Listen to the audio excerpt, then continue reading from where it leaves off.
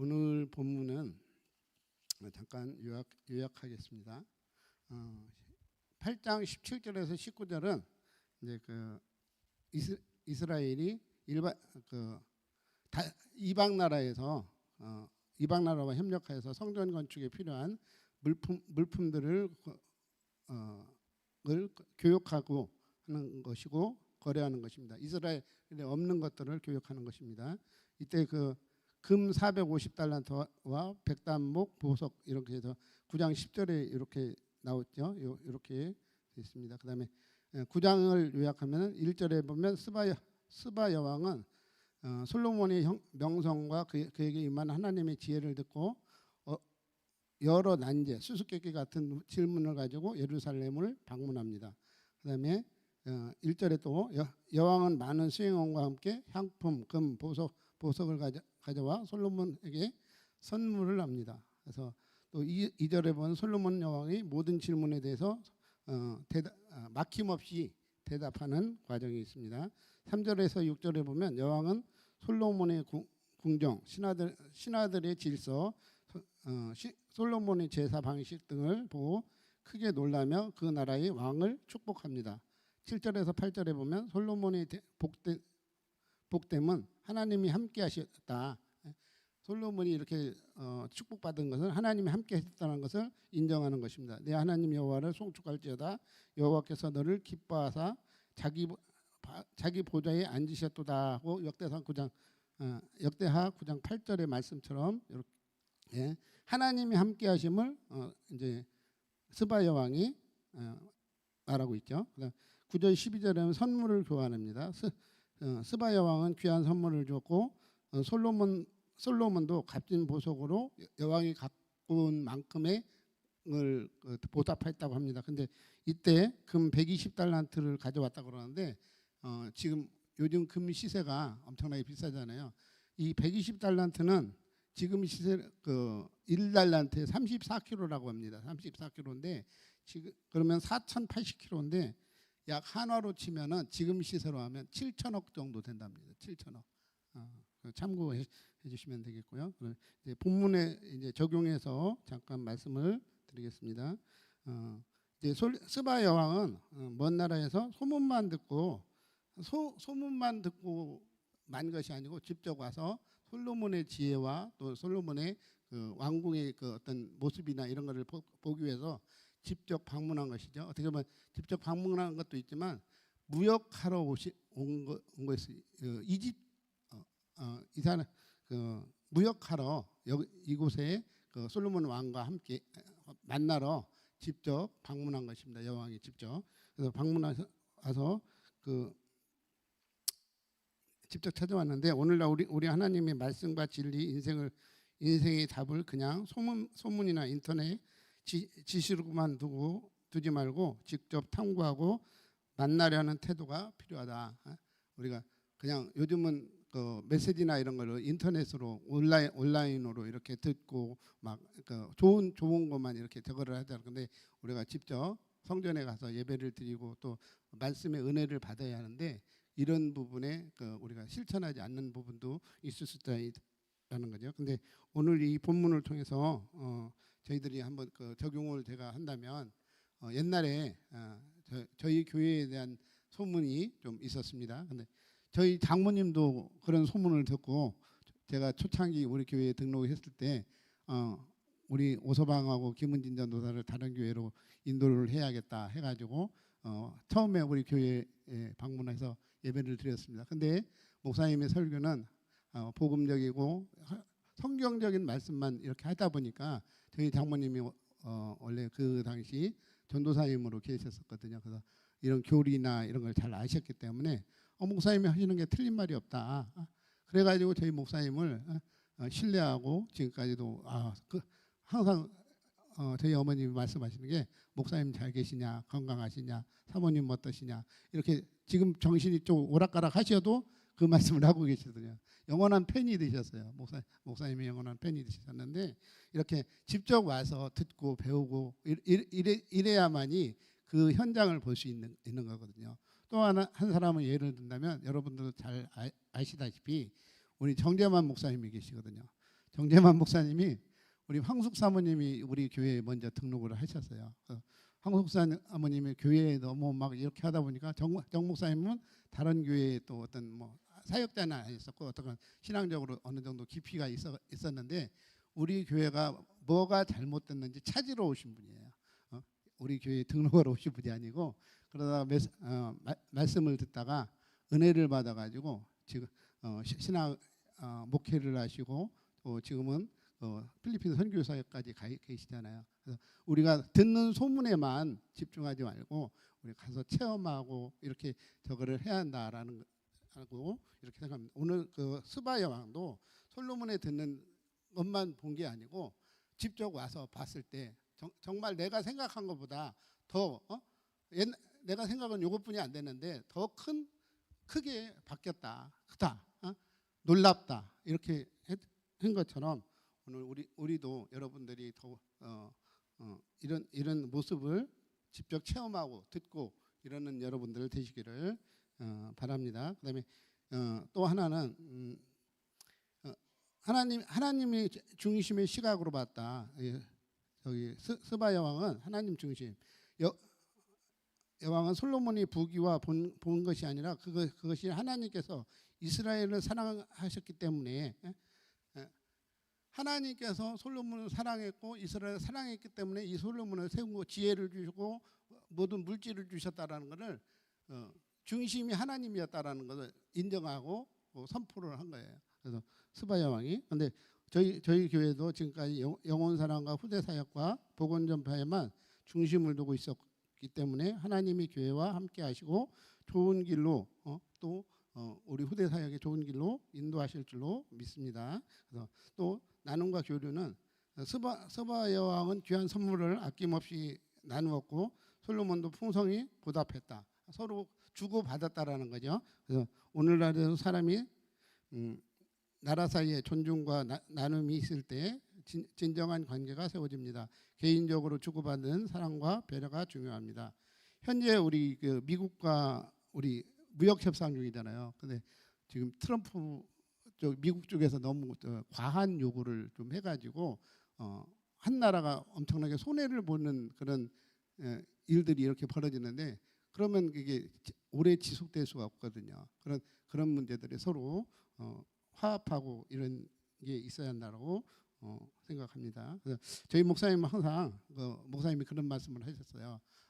시장이나 어디 가거나 또는 어떤 부동산 거래를 했을 때 그 사람이 남길 수 있도록 저거를 너무 빡빡하게 거래를 하면은 서로 원망하고 나중에 지속적인 거래를 못 한다. 그래서 저희가 이제 저도 이런 행정 처리를 하다 보면 어떤 때는 사무적일 때도 좀 있거든요. 그러다 보면 목사님이 이런 말씀을 할 때 너무 빡빡하게 하지 말고 이런 생각을 해서 좀 사무 처리를 하긴 하는데 어떤 그런 부분에 우리가 내가 조금 손해 보고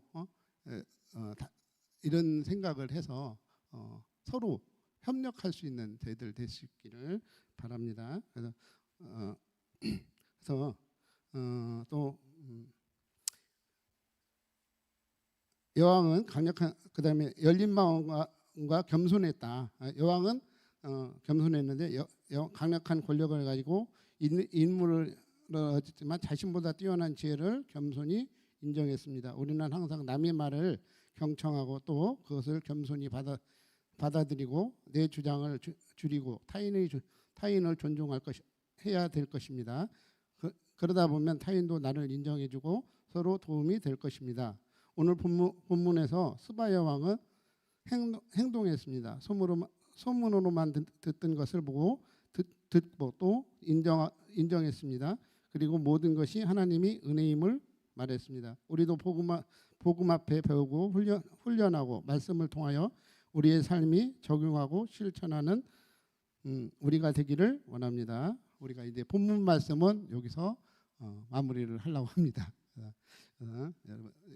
여러분들 그렇게 해주시고 근데 요즘 제가 9월달 주제가 임마누엘을 누리자가 9월달 주제잖아요. 근데 요즘 제가 임마누엘 잘 못 누리고 있는 부분이 좀 있어요. 그 부분이 뭐냐면 요즘 낀 세대라고 그러잖아요. 낀 세대, 위 부모 세대 그다음에 자식 세대, 이 중간에 있는 우리 5, 60대가 낀 세대거든요. 아직 노년에 있는 그 부모님들, 그다음에 또 자식들이 이제 뒷바라지하는 그런 낀 세대에 이제 제가 포함되어 있는데, 저희 어머님이 이제 94세신데 아직 안 돌아가셨어요. 안 돌아가셨는데, 저희 어머님이 지금 저희 형님하고 좀 같이 사시다가 계속 말썽이 있어가지고 같이 못 사시고 다시 또 이번에 또 부천으로 오셨는데, 이런 문제들이 어떻게 보면 제가 우리 가정에 제가 막내거든요. 막내인데 저한테 모든 걸 다 물어보고 더 어떻게 했으면 좋겠느냐고 저한테 얘기를 하거든요. 그러다 보니까 어머니를 모시러 가고 막 이러는 게 정말 제가 너무 힘들다.